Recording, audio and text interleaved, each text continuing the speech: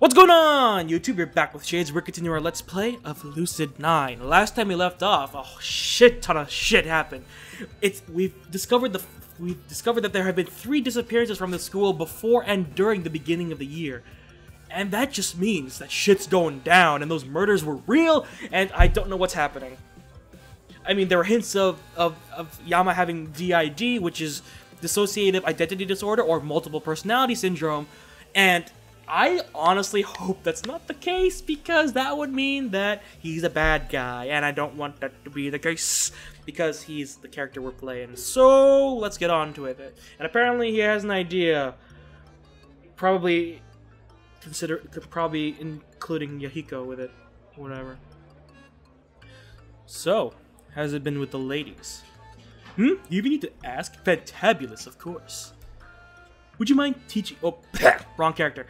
Would you mind teaching this humble servant your ways? I thought you'd never ask, but why now?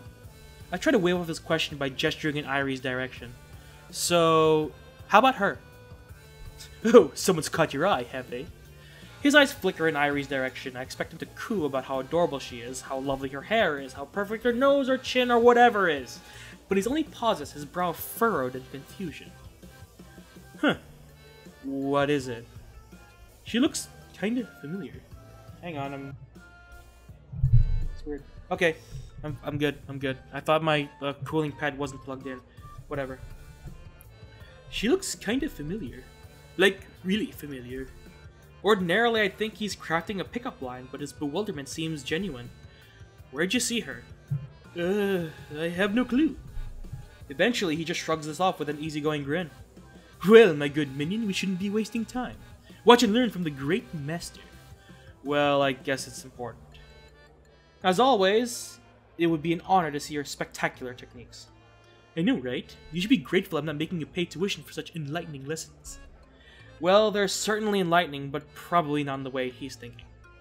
I bet the number of girls you seduce is uncountable. You got that right. Well, technically, 0 is uncountable. First lesson, my dear apprentice, never waste time. Are they eating? Great. Whoops. Still Yahiko.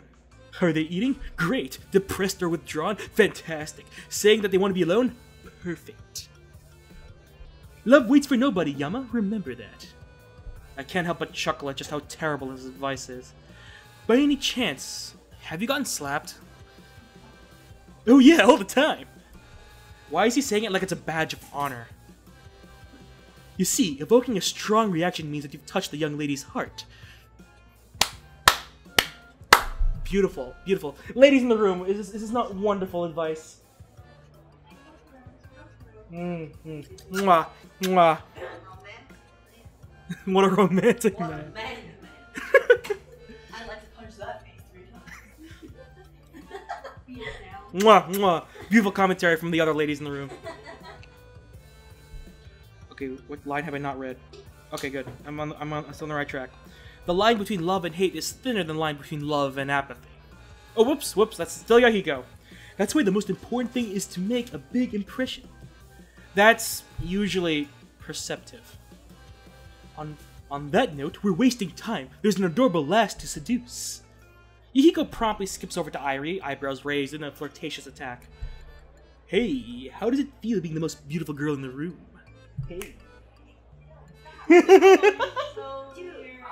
I'm getting into character! Let me have this! No. Cringe hurts. My back. Oh. Cringe. My aching back. Oh, my aching back! I want my back on back. Looks like the Ikari has already started hitting hard. How will his opponent respond? She doesn't! It's not very effective. Can I see your uniform tag? I gotta see if you were made in heaven. Bad! They just get worse. The pickup lines just get worse. A spectacular hit. How will the last dodge out of this one? China. Huh? The uniforms are made in China. Ikari staggers back from the fatal counter. Well, I wasn't... I mean... It seems that he's in a state of shock. The last seizes the opportunity for an offensive maneuver. Your food. What? Will you eat it? Hey, what are you doing to my ribs? It's a critical hit! The lass's bold move has paralyzed Hikari. You're gonna get fat if you eat so much. I'm 102 pounds. You're what? But you can't be that short. 5 foot 2 inches. It's super effective. Hikari is silenced. Thank God. As fun it is to voice a completely and utter dense douchebag, he needs to shut up every now and then. I know he's comic relief, but too much.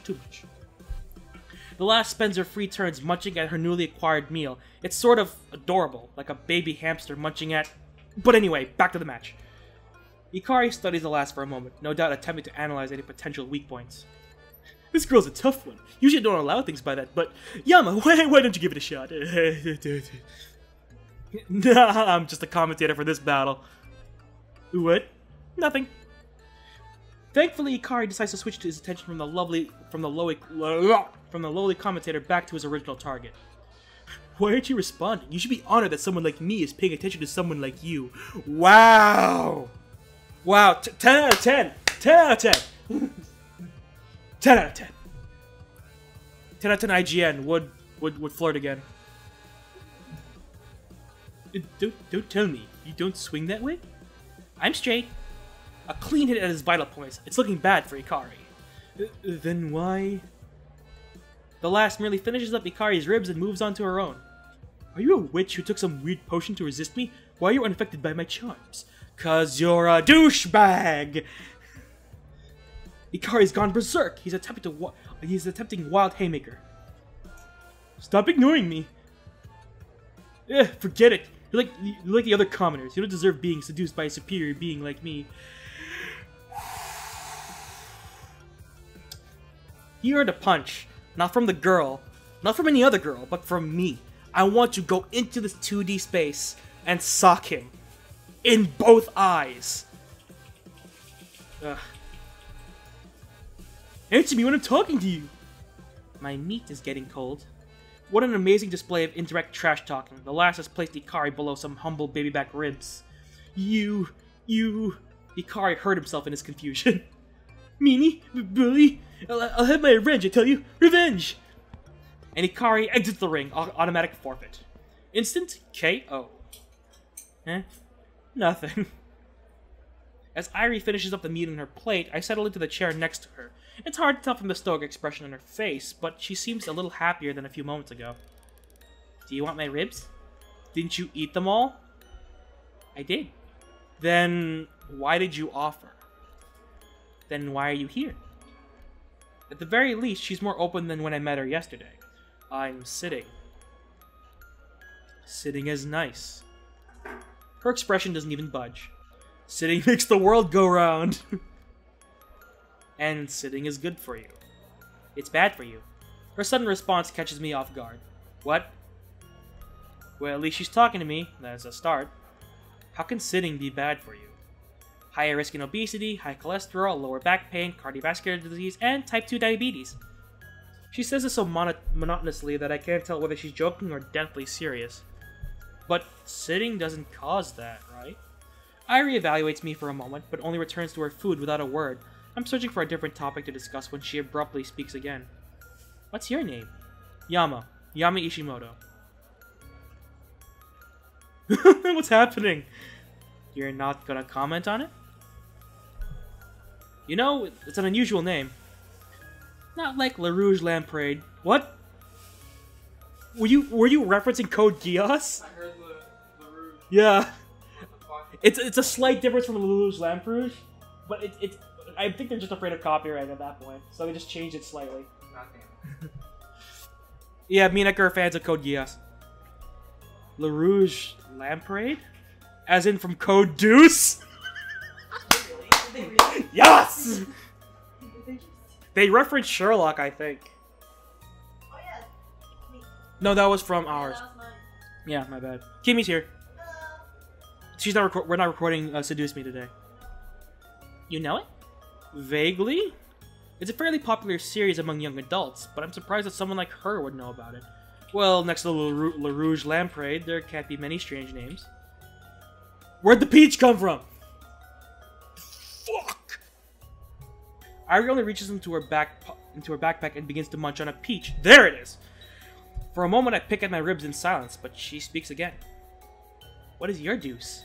My what? Deuce. Special power. I'm not sure where she's going with this, but I guess I might as well follow her. My special power is creating sardines out of thin air. Yes. Yas, girl, yas. Canned or fresh? She doesn't seem fazed in the slightest. Both? So freshly canned? I guess? Make some now. Sardines? Out of the many weird situations I've encountered over the course of my short life, this just might take the top. She's joking, right? Sure? I flourish my hand and tap the table. There, sardines. That's a table.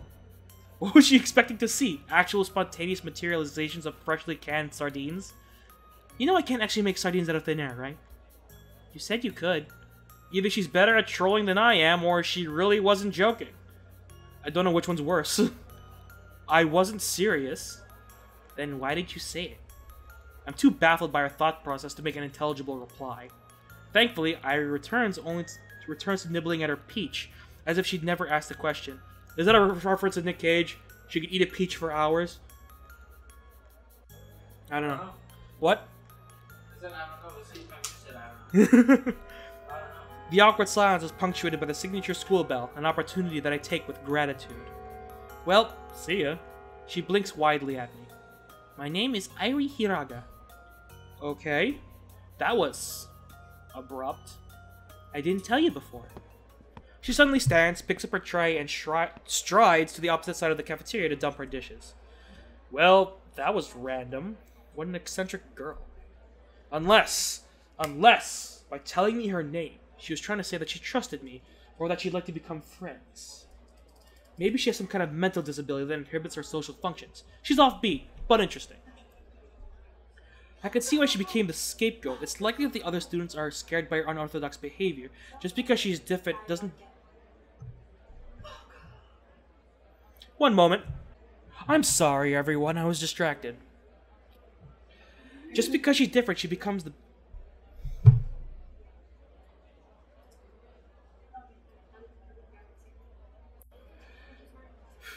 I could see why she became the scapegoat. It's likely that the other students are scared by her unorthodox behavior. Just because she's different, she becomes the bad guy.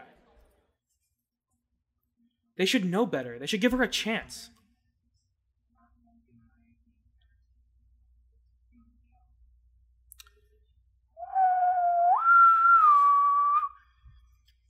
Afternoon classes are another dreary pass. This time, even Yahiko is sullen, staring into his desk and murmuring nonsensical words under his breath.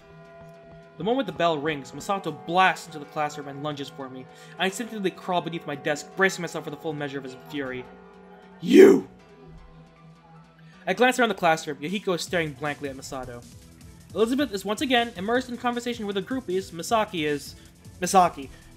I wave frantically in her direction, but she's too immersed in her phone to pay me any heed. You know how many days you've skipped track? 3? Wrong! The answer is too many!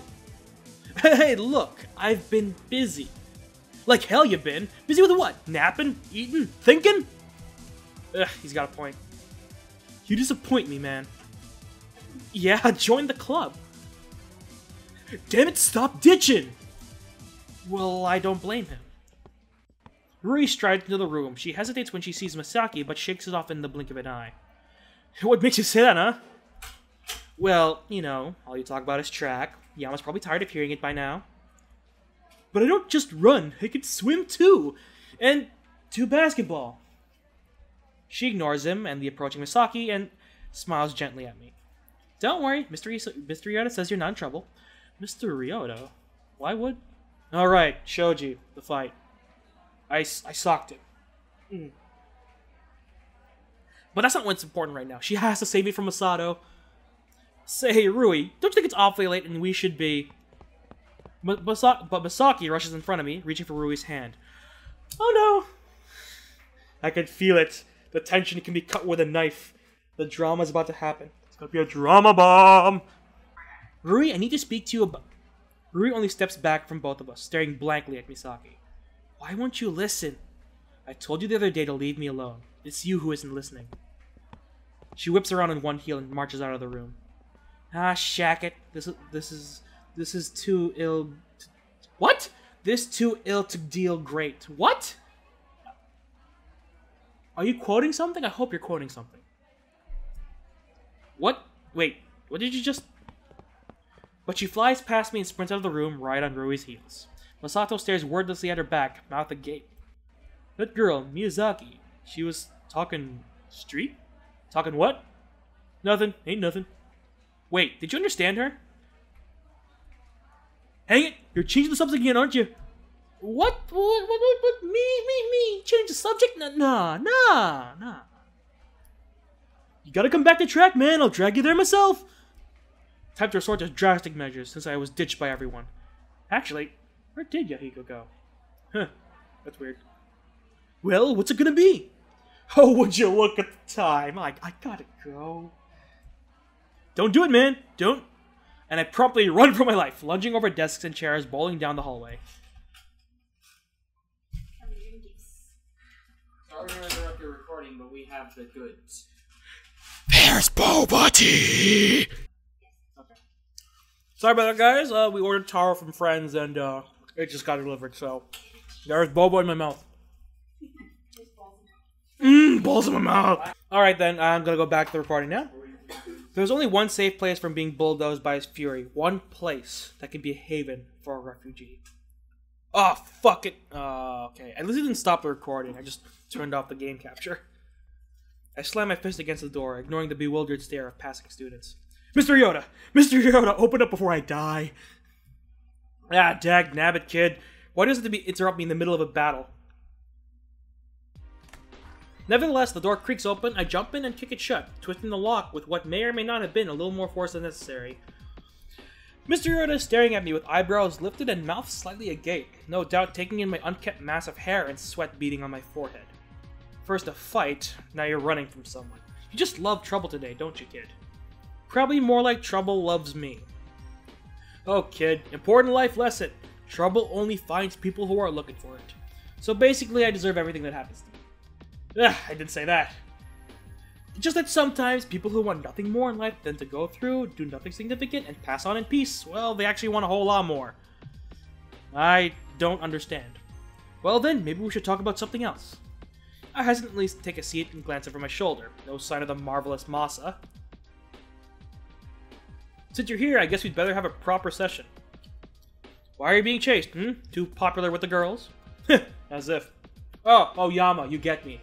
We resonate on a spiritual level. It was Masato Kurogane. He loves track, and I don't. So he's trying to change that. And I presume it's not working out so hot for you. Yeah, you could probably say that. Actually, it seems like Masato's always been on my case because of track. Even the first time we met. Flashback? Well, it was last year's club recruitment day. I remember hating that time. Well, to be fair, I hated everything.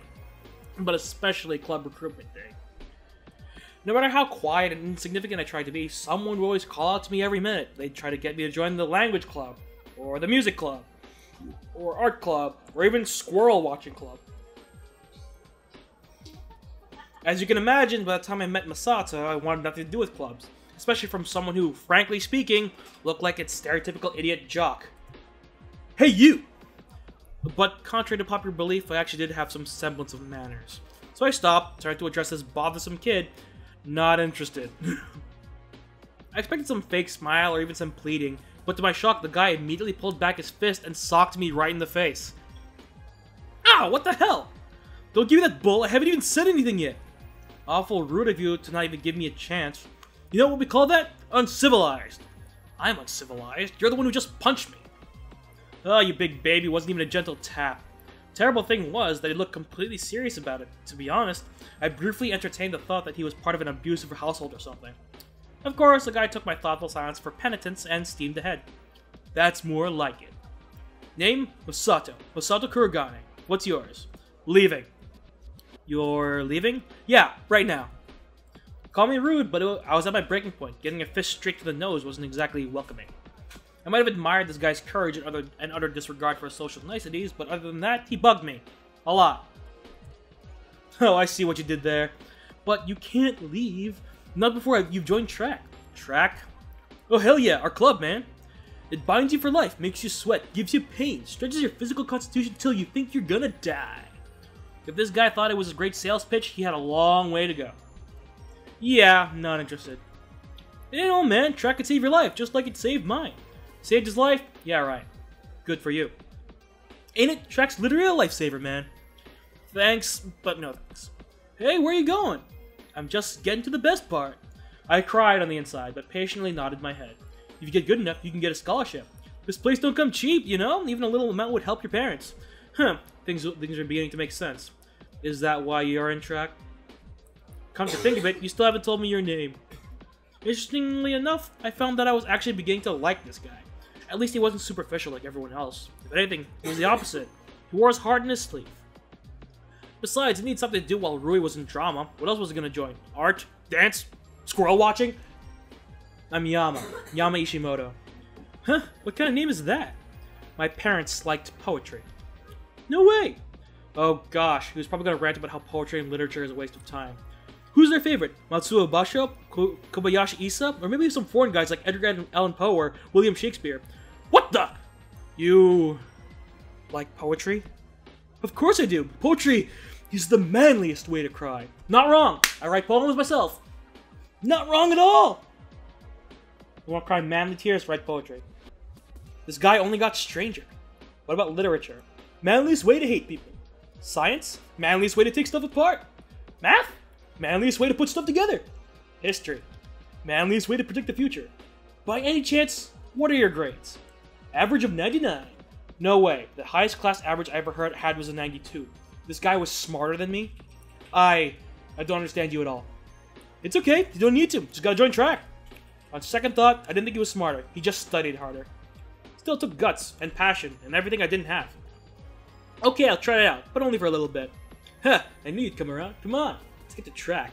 Already? Don't you have other unfortunate souls to recruit? Nah, the others will take care of him. Let's go.